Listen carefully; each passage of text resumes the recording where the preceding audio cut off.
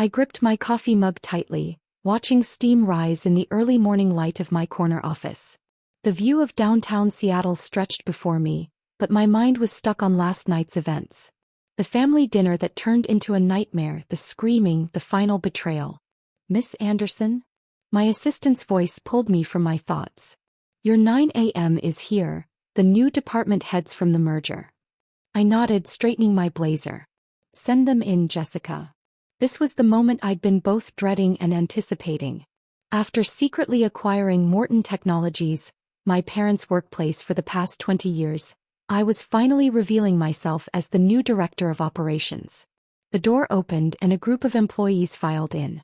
My heart stopped when I saw the mom and dad standing near the back, their faces already pale from the merger stress. They hadn't noticed me yet, too busy whispering to each other about job security rumors. "Good morning, everyone," I said, standing up. "I'm Emma Anderson, your new director of operations." The sound of my voice made my parents' heads snap up. Dad's coffee cup slipped from his hand, crashing to the floor. Mom's mouth opened and closed like a fish out of water. Just 12 hours ago they'd been screaming at me in their kitchen. "You're no longer our daughter." Mom had shrieked, her face red with rage. "After everything we've done for you." What they'd done was rack up $85,000 in debt through bad investments and my brother Michael's failed business ventures. What I'd done was pay it off, using my savings and bonus from my meaningless office job, as they'd always called it. "You think paying our debt makes you better than us?" Dad had shouted. "You're just showing off, trying to make us feel small. We don't need your charity." I'd stood there, shocked by their reaction. I'd expected gratitude, maybe even an apology for years of dismissing my career. Instead, they'd thrown me out, claiming I'd betrayed the family by not giving the money to Michael instead, to try another business venture. Now, watching their faces drain of color as they realized their new boss was their disowned daughter, I felt no satisfaction. Only sadness. "Please take your seats," I continued professionally. "We have a lot to discuss about the company's new direction." The other department heads sat down, but my parents remained frozen. Dad's coffee was spreading across the floor, creating a dark stain on the carpet. "Mr. and Mrs. Anderson," I said, my voice steady. "Please join us." They moved mechanically to their seats, eyes wide with shock and growing horror. They knew what this meant. Their jobs, their reputations, their entire professional lives were now in the hands of the daughter they'd thrown away just hours ago. The meeting proceeded as planned. I outlined the new company structure, department goals, and transition timeline. My parents didn't speak once, their faces growing paler with each passing minute. As everyone filed out afterward, I called out, "Mr. and Mrs. Anderson, please stay behind." The room emptied until it was just us three. The silence was deafening. Through the wall of windows behind me, Seattle's morning traffic moved silently below, unaware of the drama unfolding in this office. "Emma," Mom finally whispered, "why didn't you tell us?" I leaned back in my chair, remembering all the family dinners where they'd dismissed my career, all the times they'd praised Michael's failed ventures while ignoring my successes. "Would you have listened?" I asked quietly. "When have you ever cared about what I do?" "But..." Dad struggled to find words. "You're our boss now." "Not exactly," I replied, opening a folder on my desk. "I'm the director of operations. But I am on the board that will be reviewing all current positions for redundancy." Their faces went even paler. "Emma, honey," Mom started, her voice trembling. "About last night, we were just shocked, emotional." I held up my hand, stopping her. "Let's keep this professional. Your positions will be evaluated like everyone else's. Your family connection to me, or lack thereof, as you made clear last night, won't be a factor." They sat there, shell-shocked, as I continued reviewing documents. Finally, Dad spoke up. "The debt. You paid it knowing you were taking over the company?" I met his eyes. "I paid it because you're my parents and you needed help. The acquisition was business.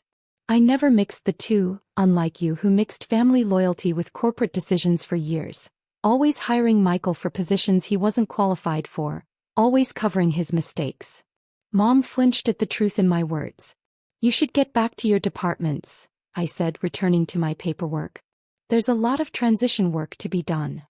They stood up shakily, heading for the door. Just before they left, I called out, "Oh, and Mom, Dad? They turned back, hope flickering in their eyes.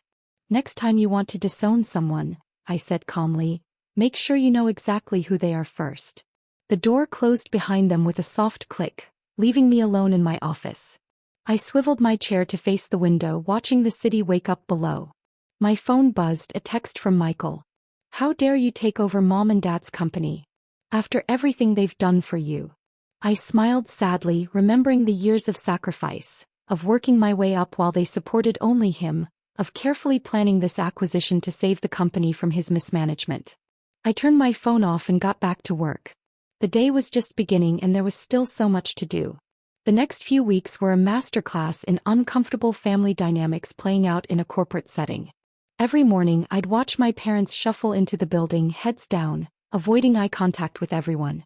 Their confident strut was gone, replaced by the hesitant steps of people who knew their world had completely shifted. The whispers followed them everywhere. It didn't take long for the office gossip mill to figure out their connection to me, and the story of their public disowning spread like wildfire. I never confirmed or denied anything, but the way they flinched every time I entered a room told everyone all they needed to know. Michael, however, wasn't as subtle. He started showing up at the office unannounced, trying to cause scenes in the lobby. She stole this company, he'd shout, red-faced and disheveled. She's trying to destroy our family. Security would escort him out, and I'd watch from my office window as he paced on the sidewalk, gesturing wildly while talking on his phone. Sometimes Mom would sneak down during her lunch break to talk to him, probably thinking I didn't notice. I did. I noticed everything. Like how Dad's reports started coming in perfectly formatted, triple-checked for errors. How Mom suddenly started arriving an hour early and leaving an hour late. How they both sat silently in meetings, no longer interrupting or pushing their agendas. Then came the first round of performance reviews. Miss Anderson, Jessica said one morning, the HR evaluations are ready for your review. I opened the folder and there they were, 2 decades of my parents' performance records. Years of mediocre evaluations swept under the rug because of their connections. Projects failed under their watch but blamed on others. Promotions given not because of merit but because of who they knew. And Michael's file, a string of positions created just for him, each ending in disaster, each quietly covered up with company money. The board is waiting for your recommendations, Jessica reminded me. I sat there staring at the files, remembering last Christmas when they'd laughed at my corporate drone job. When Mom had said I lacked ambition and Dad had agreed that at least Michael tried to be an entrepreneur. My finger hovered over the intercom. Please send in Mr. and Mrs. Anderson. They arrived quickly, sitting stiffly in the chairs across from my desk. Mom's hands were twisting in her lap, Dad's forehead beaded with sweat. I've been reviewing your performance records, I began, watching them squirm. There are some concerning patterns here. Emma, sweetie, Mom started but I cut her off. Director Anderson in the office, Mrs. Anderson. We've discussed this. She flinched, nodding quickly. Your positions, I continued, have been maintained largely through personal connections rather than merit. The board is recommending immediate termination of both roles. The color drained from their faces. But, Dad's voice cracked. We have mortgages, bills. We just got out of debt. Thanks to whom? I asked quietly. They fell silent, the weight of their actions finally hitting them. However, I said, shuffling the papers, I'm proposing an alternative to the board. New positions, entry-level in our smaller branch office. Lower pay, no authority but stable jobs. You'll have to earn any advancement. Entry-level. Mom whispered, horrified. At our age. Consider it a fresh start, I replied. One based on actual work, not connections. Of course, you can always decline and take the severance package instead. They looked at each other, decades of privilege crumbling around them. We'll take the positions, Dad said finally, his voice small. Good choice. HR will send the paperwork. You start next week. I turned back to my computer, dismissing them.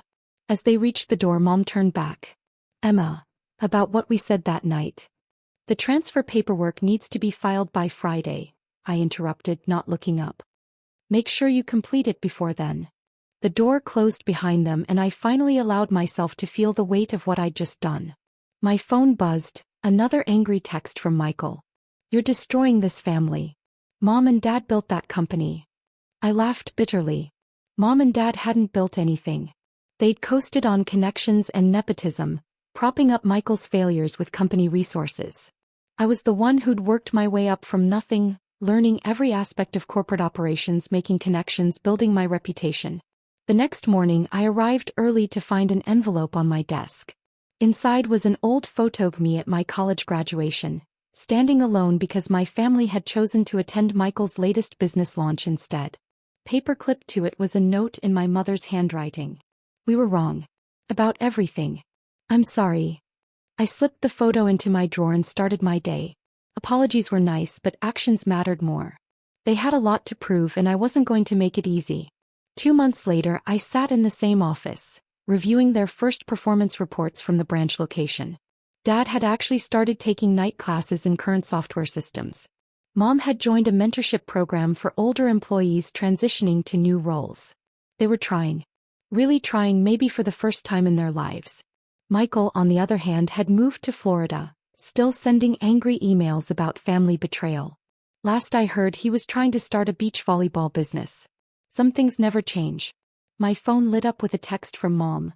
"Your father and I were wondering if you'd like to have dinner sometime. As employees taking their director out, of course. We'd love to hear about your journey. The one we should have listened to years ago." I stared at the message for a long time, thinking about family, forgiveness, and the price of growth. Finally I typed back. "Tuesday, 7 p.m. Bring your latest performance metrics. We'll talk." It wasn't perfect, but it was a start. Sometimes the hardest lessons come from the people we least expect to teach them. Sometimes success isn't just about proving others wrong. It's about giving them a chance to prove themselves right. As I looked out over the city I'd worked so hard to conquer, I realized that true power isn't in the ability to destroy those who hurt you. It's in the strength to help them become better, even when they don't deserve it. The sun was setting over Seattle, painting the sky in shades of redemption. Tomorrow would bring new challenges, new opportunities for growth, both for them and for me.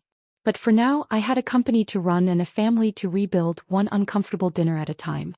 My assistant's voice crackled over the intercom.